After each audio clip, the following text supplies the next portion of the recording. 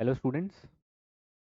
आज हम लोग पढ़ेंगे स्टार्टअप इंडिया के बारे में, जो कि बहुत ही इम्पोर्टेंट है इस चैप्टर में और इस यूनिट में। और इसका लास्ट टॉपिक भी है इस यूनिट का। मैंने इसके पहले मेक इन इंडिया पढ़ा दिया है और बिजनेस ऑर्गेनाइजेशंस क्या होते हैं, के बाद उसकी मीनिंग, उसके फीचर्स, उसके ऑब्जेक्टिव्स, ये सब चीज़ें मैंने आपको बता दी हैं पिछले सारे लेक्चर्स में। तो वो वीडियोस आप जाके क्या कर सकते हैं, देख सकते हैं। आज हम नया बस छोटा सा टॉपिक है, इसके बारे में हम लोग पढ़ेंगे तो और ये यूनिट क्या हो जाएगा, समाप्त हो जाएगा। तो स्टार्टअप इंडिया, इसका बहुत काफ़ी नाम भी है। और स्टार्टअप इंडिया की इनिशिएशन है किसके द्वारा बेटा, गवर्नमेंट ऑफ इंडिया के द्वारा। गवर्नमेंट ऑफ इंडिया ने ये स्कीम लॉन्च की थी। और कब लॉन्च की थी बेटा, 2015 में। और किसके द्वारा लॉन्च किया गया था बेटा, प्राइम मिनिस्टर नरेंद्र मोदी, 15 अगस्त 2015। ओके। स्टार्टअप इंडिया का मेन जो मकसद है वो क्या है कि ज़्यादा से ज़्यादा हमारे कंट्री के अंदर इंटरप्रेन्योर आए और ज़्यादा से ज़्यादा जो इंटरप्रेन्योरशिप है उसकी मात्रा बढ़े। मतलब जिसके पास कुछ भी इन्वेंशन है, छोटा मोटा इन्वेंशन चाहे बहुत बड़ा इन्वेंशन, वो मार्केट में आए और उसको फिर आगे बढ़ाया जाए, किसके द्वारा, गवर्नमेंट के द्वारा। मतलब उसमें गवर्नमेंट भी अब सहयोग करेगी उस चीज़ को आगे बढ़ाने के लिए। ओके। वही लिखा है, startup India is an action plan to develop an ecosystem to promote and nurture entrepreneurship across the country. मतलब इंटर उद्योग को या इंटर उद्यमिता को, जिसको आप बोलते हैं ना इंटरप्रेन्योरशिप, इंटरप्रेन्योरशिप की हिंदी क्या होती है, उद्यमिता। उद्यमिता को बढ़ाने के लिए और उसको प्रमोट करने के लिए जो भी गवर्नमेंट क्या करती है, उसके लिए एक्शन प्लान करती है, वो सब स्टार्टअप इंडिया के अंदर आएगा।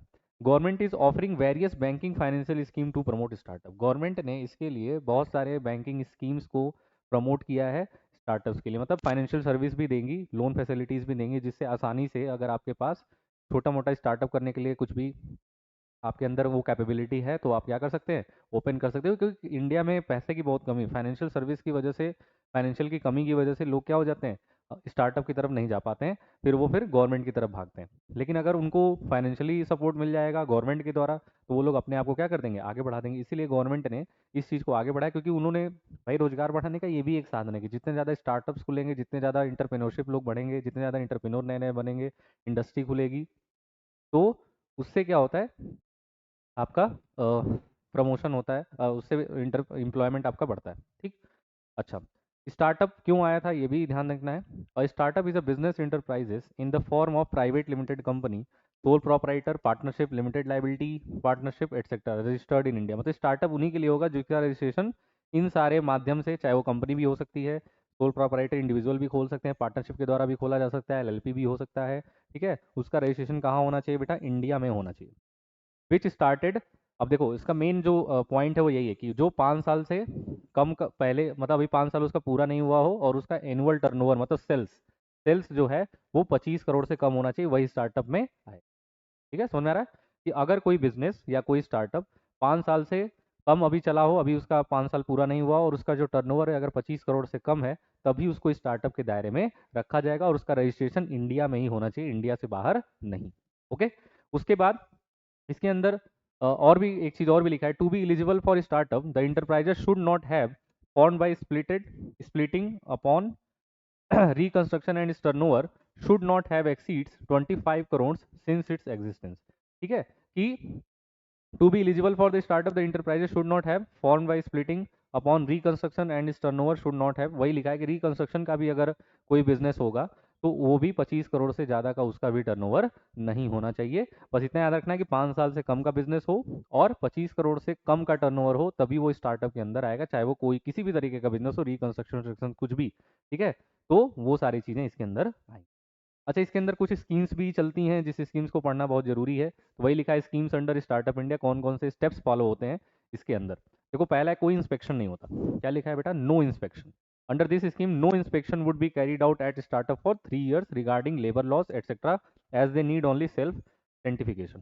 ठीक है, मतलब 3 साल तक कोई स्टार्टअप अगर ओपन हुआ तो 3 साल तक कोई भी उसका इंस्पेक्शन नहीं होगा, देखा नहीं जाएगा कि क्या हो रहा है क्या नहीं हो रहा है। क्योंकि लेबर लॉ में ऐसा लिखा हुआ है कि उसको, अभी वो तो नया नया बना है तो अभी उसके प्रॉफिट या लॉस से हमें उतना ज़्यादा मतलब नहीं रहेगा, लेकिन 3 साल तक कोई भी इंस्पेक्शन नहीं होगा। आपको आसानी से आप क्या कर सकते हैं, बिजनेस कर सकते हैं 3 साल तक। ठीक है, ये अच्छी बात है, स्टार्टअप के लिए इतना फायदा हो गया आपको। दूसरी चीज़ है बेटा रजिस्ट्रेशन। रजिस्ट्रेशन अब ऑनलाइन हो गया पूरा, गवर्नमेंट ने लॉन्च कर दिया एक ऐप, जो कि 2016 में उन्होंने एक पोर्टल खोला। ठीक है, portal that will mobile allow startup to get registration in 1 day। एक दिन में आपका रजिस्ट्रेशन हो जाता है और वो सिंगल विंडो में ही आपका पूरा जो है क्लियरेंस हो जाता है, अप्रूवल हो जाता है किसका, डॉक्यूमेंटेशन का, कि मतलब ऑनलाइन ही, अब आपको ऑफलाइन कोई काम करने की जरूरत नहीं है, ठीक है, कि डॉक्यूमेंट लेके जाइए फिर वेरिफिकेशन एक हफ्ते लगेगा, बहुत ज़्यादा टाइम लगेगा, नहीं। अब सारी चीज़ें ऑनलाइन हो गई हैं, आप अपना सारा डॉक्यूमेंट उसके ऊपर अपलोड कर दीजिए, उसका चेक होगा, एक दिन के अंदर आपका क्या हो जाएगा, रजिस्ट्रेशन, ये सारी चीज़ें क्लियर हो जाती हैं, ठीक है। फिर दूसरा है बेटा income tax expenditure exemption, sorry, income tax से भी एग्जाम्पशन मिलता है, वही 3 साल तक जो उन्होंने नो इंस्पेक्शन दिया था ना, तो उस नो इंस्पेक्शन में वही लिखा है, the income tax exemption is available for first year, 3 साल तक कोई भी आपका इनकम टैक्स नहीं लेगा, चाहे वो कोई भी बिजनेस हो। This exemption is available only after obtaining certificate from inter ministerial board setup for this purpose, मतलब जब आपका इसका सेटअप हो जाएगा इस बिजनेस का, उसके 3 साल तक कोई भी इनकम टैक्स नहीं लगेगा, और 3 साल तक कोई भी इनकम टैक्स नहीं लगेगा, कोई भी इंस्पेक्शन नहीं होगा। जब इंस्पेक्शन ही नहीं होगा तो टैक्स कैसे लगेगा, सीधी बात है, इसीलिए पहला ही पॉइंट लिखा था कि नो इंस्पेक्शन, जब इंस्पेक्शन ही नहीं है तो हमें यही नहीं पता कि इसका प्रॉफिट या लॉस कैसा है, तो 3 साल तक तो हम आपको कुछ भी नहीं बोलेंगे, लेकिन 3 साल के बाद जहाँ आपका स्टार्टअप चलने लगेगा उसके बाद से टैक्स लेना शुरू हो जाएगा। अच्छा, कैपिटल गेन का भी एग्जाम्पशन है इसमें, कि स्टार्टअप में जो कैपिटल गेन का एग्जाम्पशन मतलब समझ रहे हैं, जैसे मशीनरी और ये सारी चीज़ें, मशीनरी प्लांट ये सब चीज़ें अगर आपके बिजनेस में लगी हुई हैं, तो उसका भी आपको 3 साल तक एग्जाम्पशन मिलता है, वही लिखा है, startup can claim capital gain है यहाँ पे, sorry, capital gain tax exemption exemption also for first 3 year, मतलब पहले 3 साल तक उनको आपका क्या मिलेगा, कैपिटल गेन का एग्जाम्पशन भी मिलेगा, जैसे मशीनरी प्लांट अगर इन्होंने खरीदा होगा तो उसका बैकअप वो ले सकती है, मतलब पैसा मांग सकती है, ठीक है, इस चीज़ के लिए। अच्छा, उसके बाद क्या है बेटा, benefit in patent and intellectual property, जब स्टार्टअप अपना पेटेंट और कॉपीराइट का इंटेलेक्चुअल प्रॉपर्टी का राइट लेती है अपने पास से, तो उसका भी पैसा देना पड़ता है, तो उसका भी गवर्नमेंट क्या करती है, सब्सिडी के रूप में आपको पैसा दे देती है। तो देखो वही लिखा है कि in patent cost startup can claim 80% rebate, that means if a startup applies for patent the government will give 80% rebate in fees, कि अगर वो पेटेंट कराती है, नई नई कंपनी मान लो खुली, नई नई स्टार्टअप खुला हुआ है, तो कंपनी, सॉरी, गवर्नमेंट जो है उस पर 80% का रिबेट, जैसे मान लो पेटेंट कराने में 1 लाख रुपए लग रहा है, तो 80,000 रुपए गवर्नमेंट उस पर छूट दे देगी, केवल 20,000 ही आपको देना पड़ेगा पेटेंट के लिए। भाई पेटेंट के लिए कुछ तो पैसा आपको देना ही पड़ेगा, क्योंकि आप अपने नाम से खोल है ना, उसके अगर कोई अदर उस नाम से अगर कोई ओपन करता है तो आप उसके ऊपर क्लेम कर सकते हैं, इसका मतलब यही होता है, ठीक है। Faster patent registration and protection for intellectual property rights also provided under this scheme, मतलब बहुत तेजी से यहाँ पे पेटेंट का रजिस्ट्रेशन होता है और प्रोटेक्शन आपको दी दी जाती है, कि आसानी से आप व्यापार करिए, आपको कोई दिक्कत नहीं आएगी, आपके नाम से कंपनी या जो भी है सोल प्रोपराइटर वो रजिस्टर हो चुका है, और आप आसानी से क्या कर सकते हैं, इसको चला सकते हैं, ओके। अच्छा, और नेक्स्ट पॉइंट है बेटा फंडिंग स्कीम फॉर स्टार्टअप, वही फंडिंग मतलब पैसा, ठीक है, कि पैसा कैसे प्रमोट किया गया है। तो गवर्नमेंट ने जो है वो अनाउंस किया था कि 10,000 करोड़ वो फंड देगी जितने भी न्यू स्टार्टअप्स होंगे, ठीक है, 10,000 करोड़ इसके लिए फंड बनाया था, और 500 करोड़ का क्रेडिट स्कीम, गारंटी स्कीम है, जिसमें आप जैसे लोन देना, लोन फैसिलिटी, ठीक है, even foreign aid is provided to startup, मतलब फॉरेन से भी अगर कोई आके यहाँ पे बिजनेस करना चाहेगा, स्टार्टअप ओपन करना चाहता है, तो उसके लिए भी स्कीम आपकी क्या होती है, चलती है, समझ में आ रहा है, ठीक। कि 10,000 करोड़ फंड गवर्नमेंट ने दिया है न्यू स्टार्टअप को ओपन करने के लिए, अगर मैं न्यू स्टार्टअप ओपन करना चाहता हूँ मान लो, तो मुझे 10 उस मतलब वो जो फंड है उसके लिए अवेलेबल कराया गया है, ठीक है, उतना नहीं मिलेगा, मतलब उतना फंड गवर्नमेंट ने दिया कि अगर स्टार्टअप कोई ओपन करता है तो इसी फंड में से आप क्या दे देंगे, उसको पैसा दे देंगे। और अगर क्रेडिट फैसिलिटी के लिए उन्होंने कितना अलग से पैसा दिया बेटा, 500 करोड़, अगर अपना 500 करोड़ दिया है मार्केट में, कि आसानी से आप क्रेडिट फैसिलिटी भी ले सकते हैं, जैसे लोन के रूप में आप देंगे, उस पर आपको वापस भी लौटाना पड़ेगा पैसा, और इंटरेस्ट के रूप में, जैसे बैंकिंग सर्विस, बैंक में आप जाके ये स्कीम के लिए आप अप्लाई कर सकते हैं, ठीक है, अगर आप स्टार्टअप करना चाहते हैं। तो ये था आपका पूरा स्टार्टअप।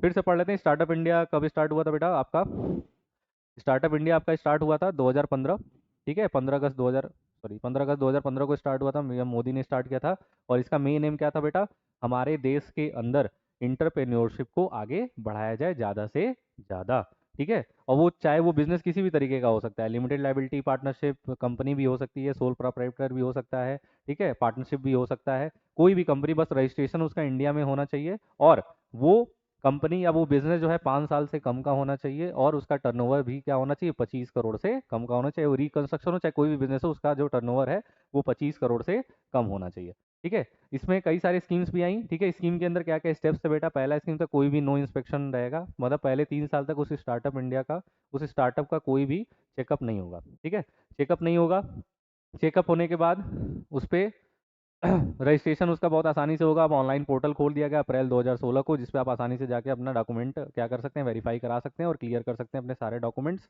ठीक है। तीसरा उन्होंने बोला इनकम टैक्स का एग्जम्पशन देंगे, पहले 3 साल तक कोई भी, जब इंस्पेक्शन नहीं होगा तो पहले 3 साल तक कोई भी टैक्स रेट भी हम आपसे नहीं लेंगे।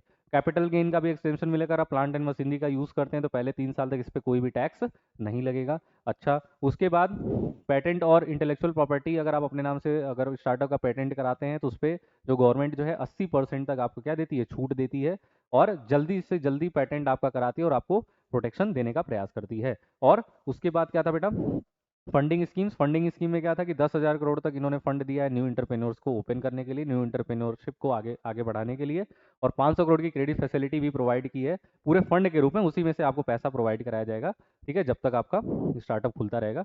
तो उसी फंड में से क्रेडिट फैसिलिटी के लिए 500 करोड़ आपका दिया जाएगा। और एक चीज़ और कि फॉरेन हेड्स को भी यहाँ पे बोला गया कि आप भी लोग आसानी से यहाँ पे आके क्या कर सकते हैं, स्टार्टअप ओपन, ठीक है। तो ये था आपका पूरा startup India. Thank you so much.